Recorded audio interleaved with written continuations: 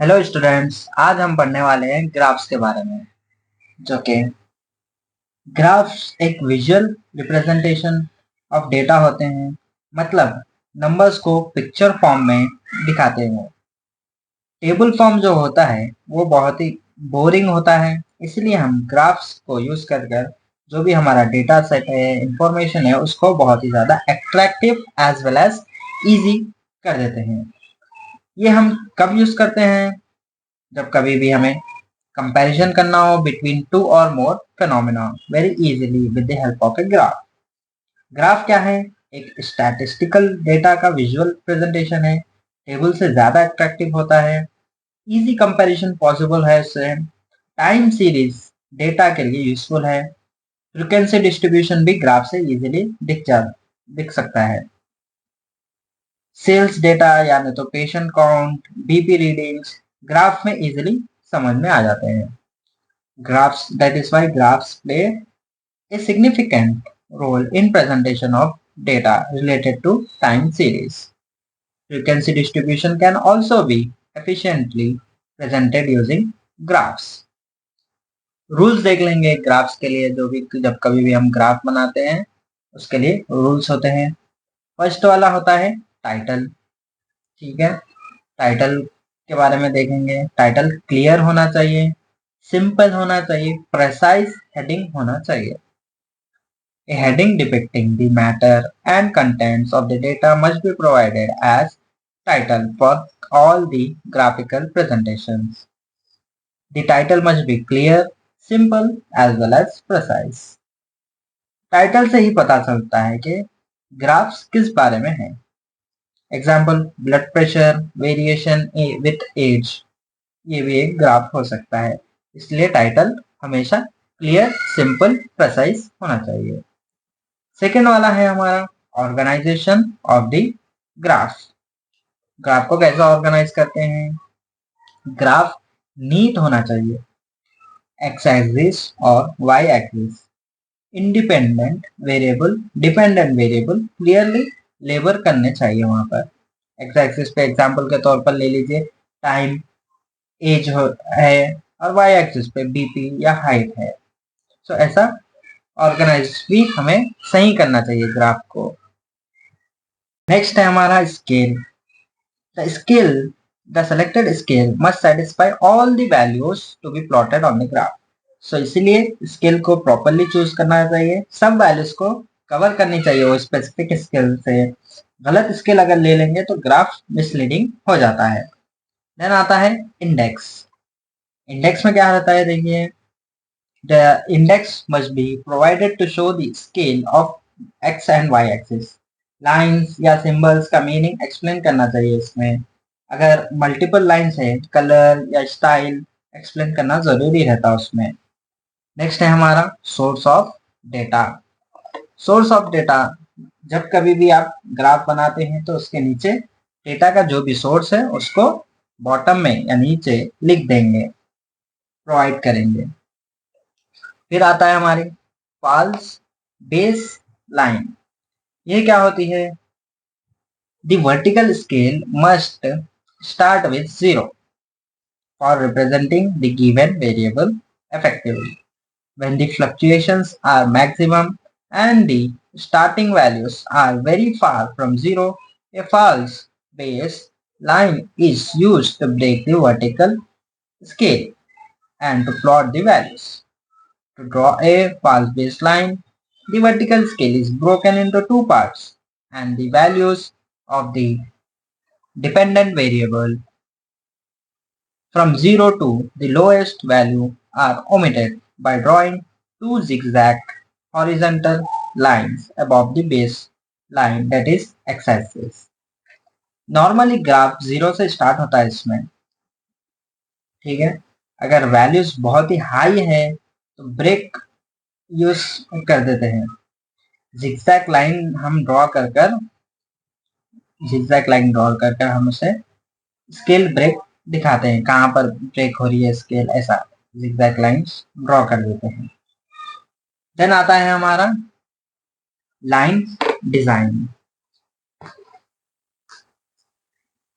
Line design में क्या होता है देखिए, In case of representing several variables on the same graph for comparison, we may differentiate between them by using dotted lines, dashed dotted lines, broken lines, thick lines, and thin lines.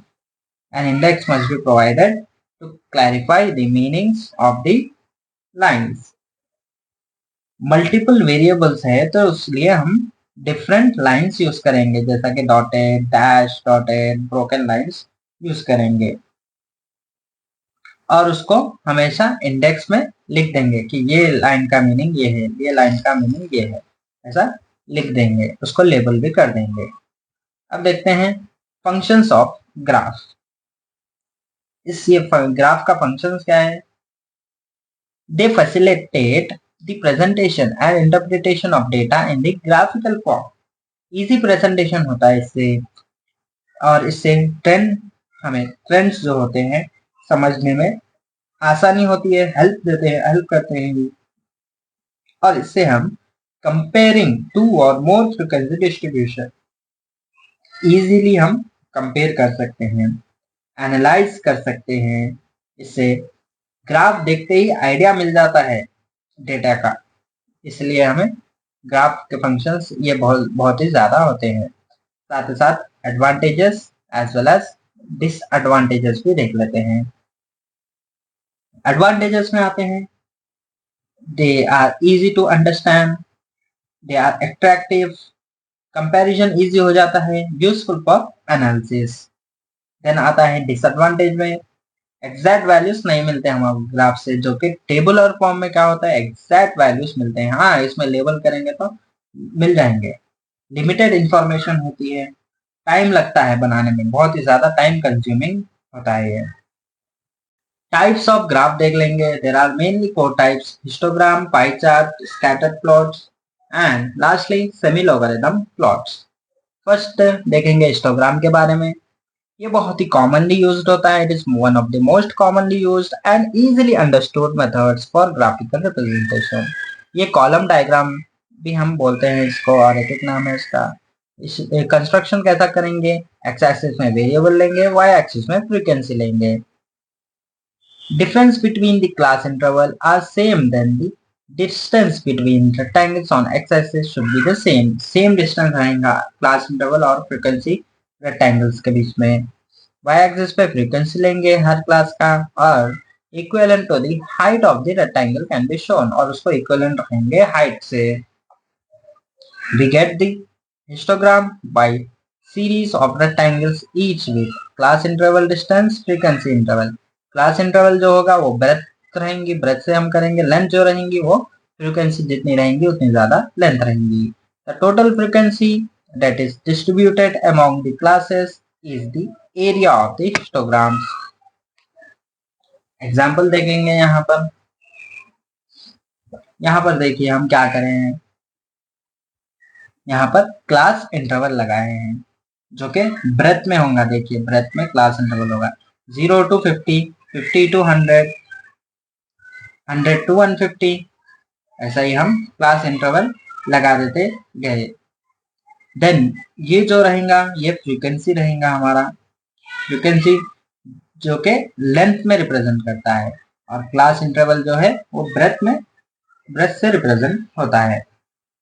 Frequency polygon के बारे में देखेंगे। ये line graph होता है, इसे हम mid points को ज्वाइन कर बनाते हैं। हिस्टोग्राम के टॉप जो भी पॉइंट्स होते हैं वो ज्वाइन कर बनाते हैं, और जो भी एंड होते हैं तो उसको हम एंड में कनेक्ट कर देते हैं। It is a line graph in which points are joined by straight line to make a polygon. It can be constructed by joining the midpoints of the tops of all the rectangles in a histogram.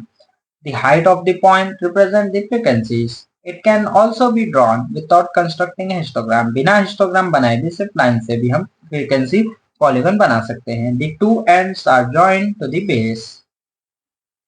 Cumulative frequency curve, इसका और एक नाम है Ogive curve. It represents the cumulative frequency distribution of a data set. It is constructed by plotting the upper class limits on the x-axis and the cumulative frequency on the Y axis. Y axis पे हम क्या करेंगे, cumulative frequency को लेंगे, और x axis पे हम क्या लेंगे, अपर क्लास लिमिट लेंगे। जैसा कि यहाँ 20 है, 40 है, 60 है, 80 है, 100 है। 20, 40, 60, 80, 100 यहाँ पर ले लेंगे। देन फ्रीक्वेंसी लेंगे, क्यूमुलेटिव फ्रीक्वेंसी। क्यूमुलेटिव फ्रीक्वेंसी कैसा लेते हैं, फर्स्ट फोर हो गया 4, then 4 plus 7 11, 11 plus 9 20, 20 plus 42 62, 62 plus 18 80। उसी तरह से हम यहाँ पर ज्वाइन करते देखिए 20 पहले फर्स्ट पॉइंट यहाँ 20 पे है, देन क्यूमुलेटिव फ्रीक्वेंसी क्या है 4 पर है, तो यहाँ पर उसका पॉइंट आएगा। देन 11 एंड 40, 40 और 11 के बीच में यहाँ पर पॉइंट आएगा।